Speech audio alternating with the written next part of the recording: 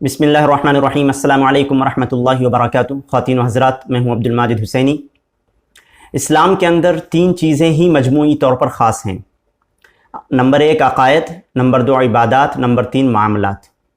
ان میں سے عقائد اور عبادات پر ہمیشہ گفتگو ہوتی رہتی ہے اور اسی چینل پر ویڈیوز اپلوڈ کیا جاتا رہا ہے، لیکن انشاءاللہ تعالی آج سے معاملات کے تعلق سے بھی، معاملات کے ٹاپک پر، موضوع پر بھی چند باتیں عرض کرنے کی کوشش کروں گا۔ آج اس سلسلے کی پہلی کڑی ہے اور آج کا موضوع ہے، آج کا ٹاپک ہے کہ قسطوں کا کاروبار کیسا ہے، کرنا جائز ہے یا ناجائز ہے، یعنی قسط میں خریدنا یا قسط میں بیچنا، انسٹالمنٹ جس کو کہا جاتا ہے۔ اس کے کئی سارے طریقے ہو سکتے ہیں۔ سب سے پہلے یہ بتا دوں کہ قسط کا جو کاروبار ہے، بنیادی طور پر اس کے اندر احسان چھپا ہوا ہے، یعنی بہت اچھا کاروبار ہے، کیونکہ قسط وہی شخص لیتا ہے جس کے پاس کیش میں، نقد میں پیسے نہیں ہوتے ہیں۔ مثلا ایک موبائل ہے، ایک موبائل کی قیمت 10,000 روپے ہے، لیکن جس کے پاس پیسے ہے وہ تو 10,000 روپے پے کرے گا اور کیش میں وہ موبائل خرید لے گا۔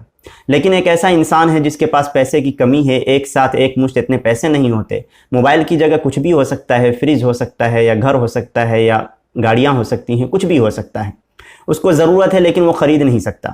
تو دکاندار کیا کرتا ہے، اس کو کہتا ہے ٹھیک ہے 10,000 کا سامان ہے، تم ابھی 2,000 دے دو اور 8 مہینے 1,000 کر کے دے دینا، تو یہ 10,000 تمہارا کمپلیٹ ہو جائے گا اور تمہیں سامان ابھی دے دیتا ہوں۔ تو اس کے اندر احسان ہے، ایک غریب کی مدد ہے، بہت اچھا کاروبار ہے۔ لیکن مسئلہ یہاں سے پیدا نہیں ہوتا، مسئلہ پیدا ہوتا ہے اس وقت جب دکاندار نقد والے کو تو 10,000 میں دیتا ہے اور ادھار والے کو 12 میں یا 15 میں یا 13 میں دیتا ہے۔ اب یہاں پر جو ہے مسئلہ الگ ہو گیا۔ اس بات کو ہمیں دیکھنا ہے کہ کیا نقد میں 10,000 اور ادھار میں 15,000 کیا یہ جائز ہے یا یہ سود کے ضمن میں آئے گا۔ لہٰذا میں چند کلپ آپ کے سامنے سناتا ہوں۔ یہ پہلی کلپ آپ سماعت کریں۔ یہ حنفی عالم ہے، دیوبندی عالم ہے، مولانا طارق مسعود صاحب، مفتی طارق مسعود صاحب، ان کو سنیں وہ کیا کہہ رہے ہیں۔ قسطوں کا کاروبار سود وود نہیں ہے، تو یہ جو کہتے ہیں نا کہ سود ہے اور اس میں یہ تو ویسے ہی ہے، اس کی اتنی بیوقوفوں والی دلیل ہے یہ، اس کو سود قرار دینا بھی، میں اس پہ جاؤں گا تو بات یہ جو قرآن میں آتا ہے نا احل اللہ البیع وحرم الربا، جب سود حرام ہوا ہے نا تو مشرکین نے یہی اعتراض کیا تھا کہ قسطوں کا کاروبار تو جائز ہے بھائی، اور سود حرام ہو گیا۔ انہوں نے مجموعی طور پر، بنیادی طور پر اس کو جائز کہا ہے۔ اب ایک اور حنفی عالم ہے جن کا انتقال ہو چکا ہے، ڈاکٹر اسرار صاحب، بہت بڑی شخصیت ہے علماء دیوبند میں اور علماء احناف کے اندر، ان کو سنیں۔ میرے نزدیک یہ معاملہ کہ یہ گلاس اگر آپ نقد خریدتے ہیں تو 10 روپے کا ہے، اور 1 مہینے کے بعد اگر آپ پیسے دیں گے تو پھر 11 روپے ہیں، میرے نزدیک یہ سودی معاملہ ہے، 1 روپیہ سود ہے۔ یہ ایسے ہی ہے کہ آپ نے کسی کو 10 روپے قرض دیے اور 1 مہینے کی مدت کے حوالے سے 1 روپیہ بڑھ گیا، سود اور کس کو کہتے ہیں۔ لیکن بدقسمتی سے فقہ حنفی کی روح سے یہ جائز ہے۔ ان کی بات سنی، انہوں نے ناجائز قرار دیا، حرام قرار دیا ہے۔ یہ دونوں حنفی عالم ہیں۔ دیکھیے اختلاف میں دکھانے کی کوشش کر رہا ہوں۔ اب یہ سنیے، یہ اہل حدیث کے ایک عالم ہیں جو پاکستان سے تعلق رکھتے ہیں اور بڑی شخصیت ہے، علامہ احسان الہی ظہیر کے فرزند ہیں، بیٹے ہیں، ان کو سنیں۔ ایک چیز آپ بازار سے جائیں خریدنے، اس سے پوچھے بھائی یہ میں آپ سے نقد خریدنا چاہتا ہوں، یہ کتنے کی دو گے؟ وہ کہ میں 10 روپے کی دیتا ہوں۔ میں آپ کو 2 مہینے بعد پیسے دوں گا، کتنے کی دو گے؟ میں یہ آپ کو 12 کی دیتا ہوں، 15 کی دیتا ہوں۔ میرے بھائیوں، عام فہم بات ہے، معیشت کے، اکنامکس کے، حتیٰ کہ جو یہودی لابی جنہوں نے یہ سارے کا سارا استحصالی نظام ایجاد کیا، وہ بھی سود اسی کو کہتی ہے کہ 9 نقد ہوں اور 16 ادھار ہوں، اسی کو سود کہا جاتا ہے۔ ہمارے معاشرے میں ایک بہت بڑا مغالطہ پایا جانا شروع ہو گیا کہ یہ بات تو ٹھیک ہے کہ اگر آپ دکاندار سے پوچھیں گے کہ 10 روپے کی چیز نقد ہے اور یہی چیز 15 روپے کی ادھار ہے، یہ تو سود ہے۔ لیکن آپ اگر اس سے جا کے خریدیں گے ادھار، اور اگر وہ 2 قیمتیں نہیں بولتا، بعض لوگوں نے تو یہ بھی کہہ دیا 2 قیمتیں بھی بول لے، 2 قیمتیں بھی بول لے، بعض علماء کا یہ فتویٰ بھی موجود ہے کہ اگر وہ کہ 10 روپے نقد اور 15 روپے ادھار، تو ان میں سے تم کسی ایک پہ اتفاق کر لو، معاذ اللہ یہ سود نہیں ہے۔ بعض علماء کا یہ فتویٰ بھی موجود ہے۔ لیکن میرے بھائیوں، اگر یہ سود نہیں ہے तो फिर सूद किस बला का नाम है? सूद फिर कहते किसको है? सूद कहते ही इसको है कि वक़्त की वजह से कीमत का उतार चढ़ाव हो जाए, वक़्त की वजह से कीमत को बढ़ा दिया जाए, इसी को सूद कहते हैं। अगर 9 नकद और 16 उधार भी सूद नहीं है तो सूद किस बला का नाम है, फिर हम नहीं बता सकते।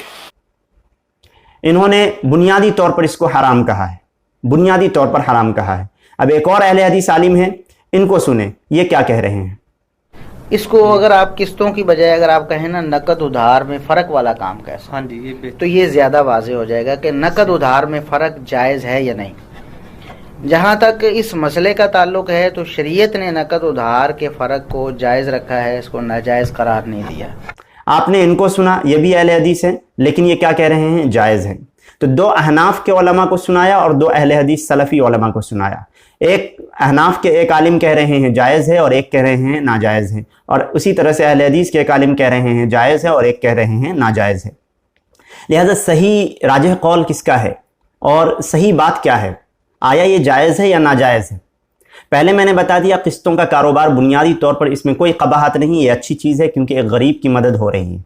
लेकिन दिक्कत उस वक्त पैदा होती है, इख्तिलाफ उस वक्त पैदा होना शुरू होता है जब रेट को बढ़ा दिया जाता है उधार में, किस्त में, इंस्टॉलमेंट में, 10 की जगह 15, 15 की जगह 20, 15 की जगह 17, इस तरह से जो लिया जाता है तो यहाँ से इख्तिलाफ की इब्तिदा हो जाती है।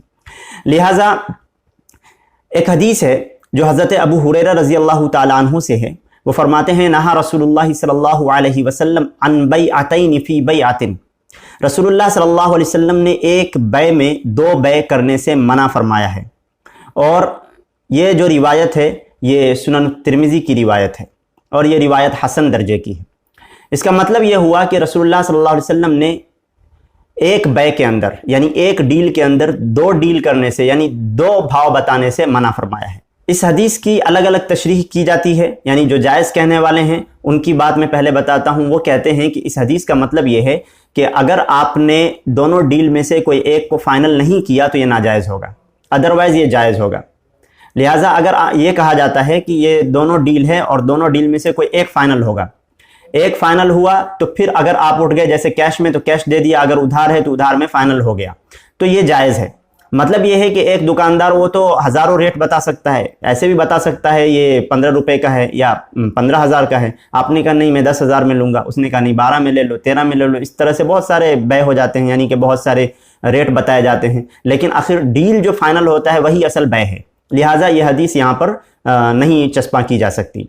लेकिन जो नाजायज़ कहने वाले हैं वो कहते हैं कि नहीं ये इसी माने में है, वो तो बारगेनिंग है, वो अलग चीज़ है, लेकिन ये बारगेनिंग नहीं है, ये मुद्दत के पैसे लिए जा रहे हैं, यानी ये जो 6 महीना 8 महीने का वक्त दिया जा रहा है उसके पैसे लिए जा रहे हैं, लिहाजा ये नाजायज़ है। लिहाजा ये इख्तिलाफ रहा। इसी तरह से अल्लामा इब्न बाज़ रहमतुल्लाह अलैह वो फरमाते हैं कि ये बै जायज़ है अगर डील फाइनल कर लिया गया तो। और इसकी दूसरी शर्त वो और भी लगाते हैं कि आखिर में प्लेंटी या जुर्माना, जैसे किस्त के टाइम पे किस्त पे नहीं किया गया यानी टाइम पे नहीं दिया गया, तो अगर वो जुर्माना लेता है पैसे की शक्ल में या किसी भी शक्ल में तो ये चीज़ नाजायज़ होगी, ये हराम होगा, ये रिबा होगा। लिहाजा ये इख्तिलाफ है बुनियादी तौर पर। लेकिन जो नाजायज़ कहने वाले हैं उनके पास एक और दलील है, वो दलील अबू दाऊद के अंदर सही रिवायत है, अबू दाऊद के अंदर सही रिवायत है, ये भी हज़रत अबू हुरैरा रज़ी अल्लाह ताला अन्हु से है। वो फरमाते हैं कि मम बाअ बैअतैन फी बैअतिन फलहु अवकसुहुमा अविर रिबा। जिस किसी ने एक चीज़ की 2 कीमत मुकर्रर की वो या तो कम कीमत ले या फिर वो सूद होगा। ये जो रिवायत है तिरमिज़ी के अंदर भी है और अबू दाऊद के अंदर भी है और ये रिवायत सही है। इसके अंदर साफ़ तौर पर है कि जिस शख्स ने 2 बै में एक बै किया, 2 बै में मम्बा बैअतैन फी बैअतिन, एक बै में 2 बै किया, अवकसुहुमा अविर रिबा फलहु अवकसुहुमा अविर रिबा, वो या तो कम कीमत ले, ये सही है, फाइनल कर ले, या तो वो फिर सूद होगा। यहाँ इस हदीस से जितने भी ज़्यादातर जो मुहद्दिसीन हैं वो यही माना लेते हैं कि नक़द और उधार में जो फ़र्क होगा तो वो नाजायज़ होगा। इस हदीस के जो रावी हैं अब्दुल वहाब बिन अता, वो फरमाते हैं कि इस हदीस का मफहूम ये है कि आदमी कहे मैं तुझे नक़द 10 की और उधार 20 की बेचता हूँ, यह सनुल कुबरा लिल बहीक़ी के अंदर है। मतलब रावी जो है उनका भी यही कहना है। और इमाम तिरमिज़ी रहमतुल्लाह अलैह ने अलग तशरीह की है, वो दूसरी जगह फिट करते हैं। लिहाजा ये इख्तिलाफ़ात हैं, یہ اختلافات ہیں۔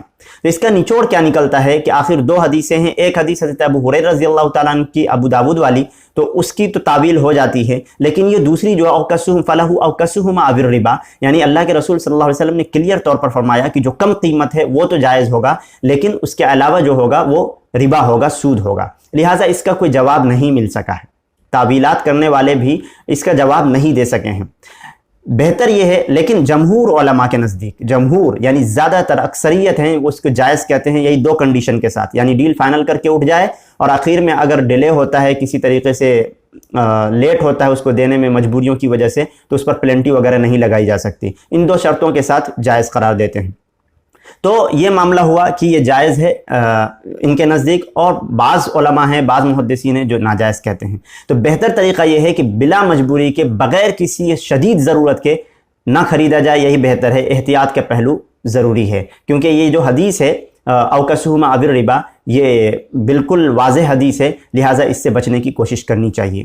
یہ رہا معاملہ الگ۔ اور دوسرا ایک اور معاملہ ہے بینک کے متعلق۔ بینک سے لون نہ لے کر، لون لینا تو سب کے نزدیک ناجائز ہے، لیکن ایک طریقہ ہے کہ بینک سے ہی ڈائریکٹ سامان پرچیز کیا جاتا ہے، گاڑی خریدی جاتی ہے، مکان خریدا جاتا ہے۔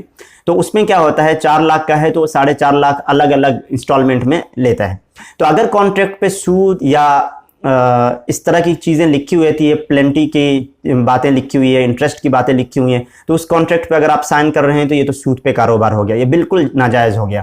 لیکن جو لوگ جائز، جو پہلی ٹیم ہے جس کے بارے میں نے بتایا، پہلے علماء کی ٹیم ہے جو جائز کہتے ہیں، وہ کہتے ہیں کہ اگر یہ سب شرطیں نہیں ہیں تو پھر ڈائریکٹ اگر وہ سیلنگ اور پرچیزنگ ہو رہی ہے تو وہ جائز ہے، اور اگر ڈائریکٹ نہیں ہے، وہ تیسرے سے لے کر پھر سود سے دے رہا ہے، تو یہ ان کے نزدیک بھی ناجائز ہے۔ لیکن جو ناجائز کہتے ہیں، وہ جو پہلا کاروبار میں نے بتایا، وہ بینک سے بھی ناجائز ہی قرار دیتے ہیں، کیونکہ وہ کہتے ہیں کہ بدرجہ اولا ناجائز ہے، اور یہ کیونکہ بینک جو ہے سودی کاروبار کرتا ہے، لہٰذا یہ نہیں لینا چاہیے یا نہیں خریدنا چاہیے۔ مجھے امید ہے کہ آپ حضرات کے سامنے یہ اختلافی مسئلہ واضح ہو گیا۔ ایک بار اور پھر میں بتاتا ہوں کہ احتیاط کا پہلو یہ ہے کہ نہیں لینا چاہیے، بہت زیادہ ضرورت اور شدید ضرورت کے اگر شدید ضرورت ہو اور اس چیز کی حاجت بہت زیادہ ضروری ہو تو پھر لینے میں جو علماء کہتے ہیں کہ جائز ہے، ان کی بات یہاں پر سامنے رکھتے ہوئے لیا جا سکتا ہے، لیکن پرہیز کرنا بہتر ہے، چاہے وہ بینک سے ہو چاہے وہ دکان سے ہو۔ اگر اس طرح سے کاروبار ہوتا ہے تو وہ احتیاط کا پہلو یہ ہے کہ نہیں لیا جائے۔ مجھے امید ہے کہ آپ حضرات سمجھ گئے ہوں گے۔ انشاءاللہ تعالیٰ پھر ملتے ہیں ایک نئے ٹاپک کے ساتھ اگلے ویڈیو میں، جب تک کے لیے اجازت چاہتا ہوں۔ السلام علیکم ورحمۃ اللہ وبرکاتہ۔